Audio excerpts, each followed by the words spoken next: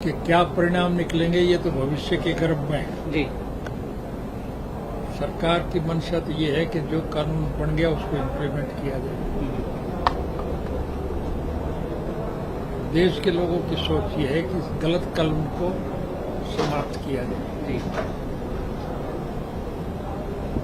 लेकिन इसका कुल मिला के जो सुखद परिणाम निकला है वो ये है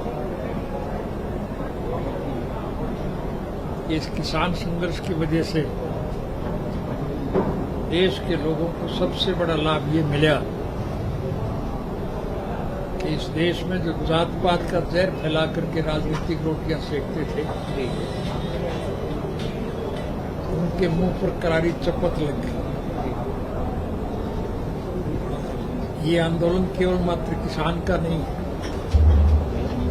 आप मेरी बात से सहमत होंगे कि इस आंदोलन में 36 जात के लोग शामिल हैं। जी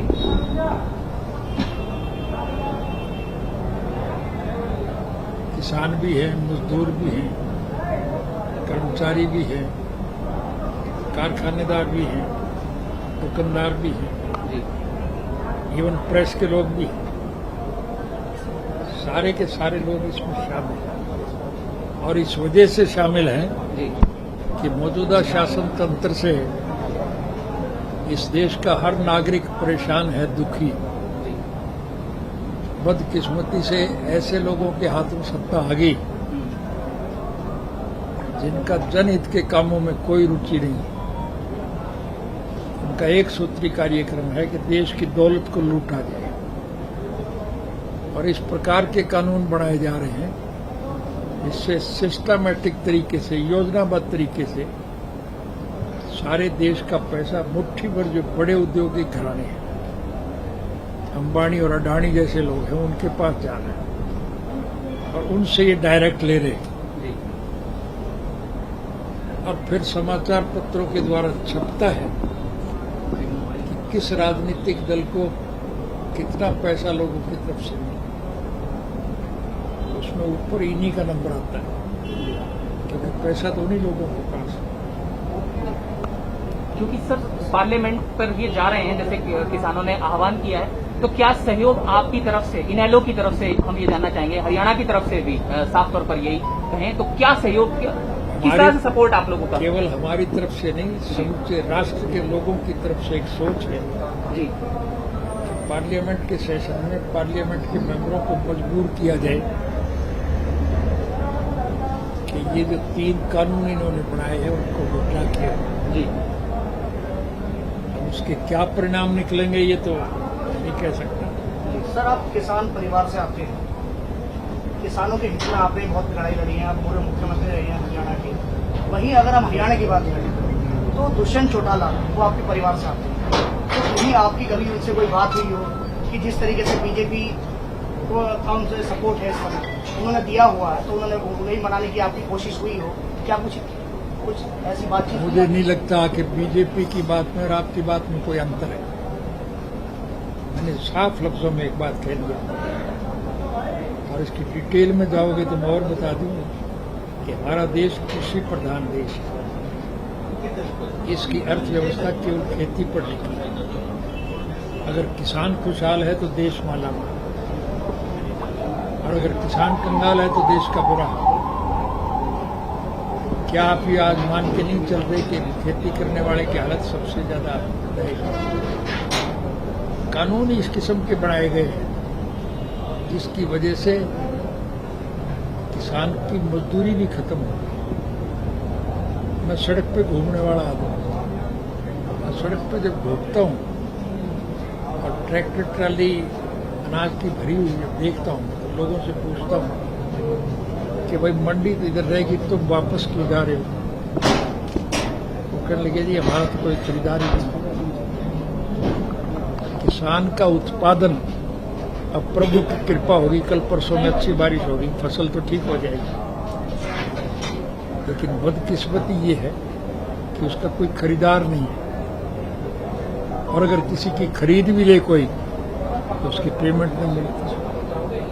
किसान अपने उत्पादन को मंडी में बेचने के लिए लेके जाए और फिर वापस भरी हुई ट्राली घर लेकर के आए, उसके लिए कितना मुश्किल है। सर एक सवाल और है आपसे, किसान वापस अपने घर जा सके, घर में रह सके, क्योंकि किसान इस समय सड़कों पर है। हमारी तरफ एक कहावत है, सारी रात रोई एक मरे और वो भी पड़ोसी। मैंने बहुत संक्षिप्त में आपको बताया था, और संक्षिप्त में बता दूं कि इस आंदोलन के साथ 36 जात के लोग शामिल हैं या नहीं है, ये प्रश्न मैं आपसे पूछता हूं। किसान, मजदूर, कर्मचारी, कारखानेदार, दुकानदार, कर्मचारी, इवन प्रेस तक के लोग सारे के सारे हैं। और जो लोग देश में जात पात का जहर फैला करके राजनीतिक रोटियां सेकते थे, आज उनके रास्ते में सबसे बड़ी रुकावट इस आंदोलन की वजह से खड़ी है। जब कभी भी इस देश में चुनाव होंगे, और वो किसी समय भी हो सकते हैं, मुझे ऐसा लगता है कि मिड-टर्म पोल हो, मौजूदा शासन तंत्र की सरकार चल नहीं पाए, इनके गठजोड़ समाप्त हो गए, इनके चुने हुए प्रतिनिधि भाग रहे हैं कि नहीं भाग रहे, दूसरी पार्टियों के लोग इनकी पार्टियां छोड़ रहे हैं, संगठन में जो इनके साथ है वो भी भाग रहे हैं। इसलिए अल्पमत की सरकार के पास सिवाय मध्यावधि चुनाव के विचार नहीं है। मिड-टर्म पोल आज हिंदू, सिख, मुसलमान, ईसाई, हरिजन, बैकवर्ड सब लोग इकट्ठे हैं नहीं? मेरी बात का जवाब नहीं दे रहे आप। मैं ये पूछता हूँ कि सब लोग इकट्ठे हैं या नहीं है? सर मीडिया जवाब देता है, मीडिया जवाब देता नहीं। अच्छा, तो आप केवल पूछना ही जानते हो या जब बताना भी जानते हो? सिर्फ सवाल पूछना ही तो आपका काम नहीं। ये काम तो मोदी के पास रह गया। इसने 7 साल के अरसे में कभी कोई प्रेस कॉन्फ्रेंस बुलाई क्या? इसलिए नहीं बुलाई कि प्रेस वाले लोग सवाल पूछेंगे, इनके पास कोई जवाब नहीं। मैं तो आपके सामने बैठा हूं, मेरे से सवाल करिए, अगर मैं जवाब ना दे सकूं तो बात अलग है। अच्छा सर, टिकैत साहब से आज क्या बात हुई, थोड़ा ये जानना चाहेंगे। थोड़ी देर बंद कमरे में हुई थी, हम तब नहीं थे, तो थोड़ा जानना चाहेंगे क्या बातचीत हुई थी। मैं कोई बातचीत अब बंद कमरे में तो करते नहीं, हमारी तो खुली किताब है। पिछले 35 साल से हो रही। कुछ बता दीजिए, अंश महेंद्र सिंह, अंश बता दीजिए। महेंद्र सिंह टिकैत के मेरे पिताजी के बहुत अच्छे रिलेशन थे, राजनीतिक नहीं पारिवारिक थे। हर दुख सुख में वो शामिल थे। मैं एक नई बात बताऊं आपको, शायद ध्यान में, कि मेरे पिताजी की जब डेथ हो गई तो वो राज्यसभा की सीट खाली हो।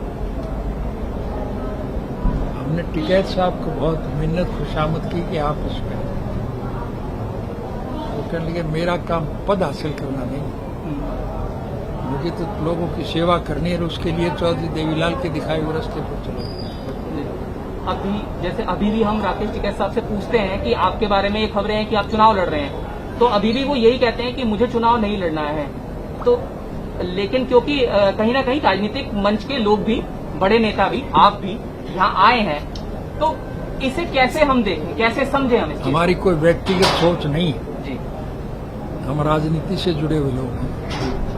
हमारी पार्टियां जो फैसला करेंगी हम उसको अमली जामा करेंगे। और बस मेरा एक अहम सवाल ये कि दिल्ली पुलिस ये कह रही है कि पार्लियामेंट पर किसान ना जाएं, वो अपील भी कर रहे हैं, और अभी हाल ही में ये भी सूचना मिली कि उन्होंने कहा कि नहीं जाने देंगे। 26 जनवरी को भी कुछ ऐसा ही हुआ था, आपको याद होगा। हालांकि वो हर मामले में ऐसी बाधाएं डालते हैं जी, इस संघर्ष के, इस आंदोलन के मामले में भी उस जगह जगह बाधाएं डाल रहे हैं कि डाल रहे हैं। उनका काम है जी, वो कहने में अमल नहीं करते, करने में अमल करते। जी।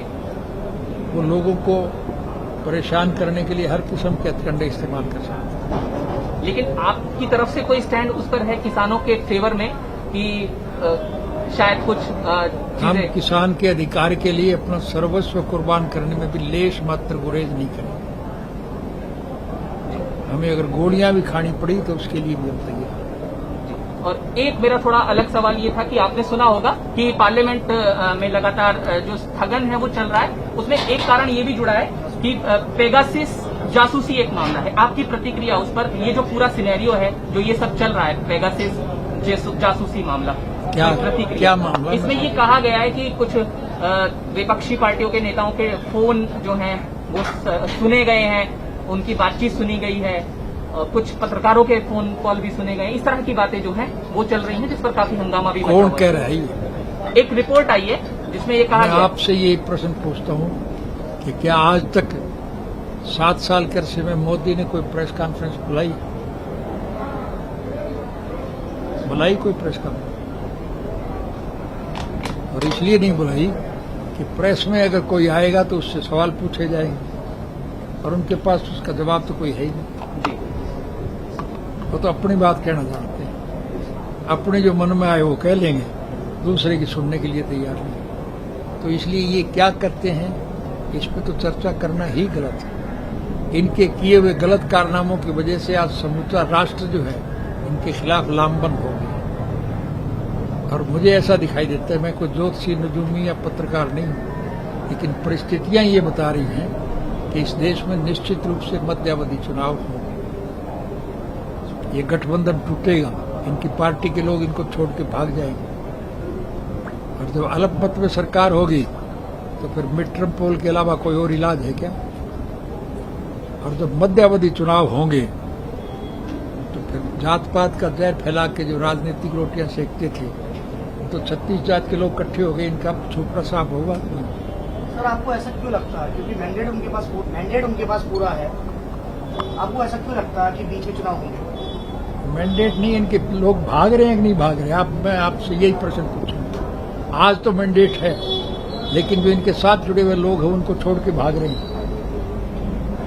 गठबंधन इनके टूट जाएंगे, इनके साथ लगे हुए लोग जो स्वार्थ के वशीभूत गए वो इनको छोड़ के भाग जाएंगे, तो अल्पमत की सरकार तो नहीं चल पाएगी। अल्पमत में जब ये रह जाएंगे तो फिर मध्यावधि चुनाव के अलावा कोई तीसरा विकल्प है ही नहीं। Subscribe now and press the bell icon. Never miss an update.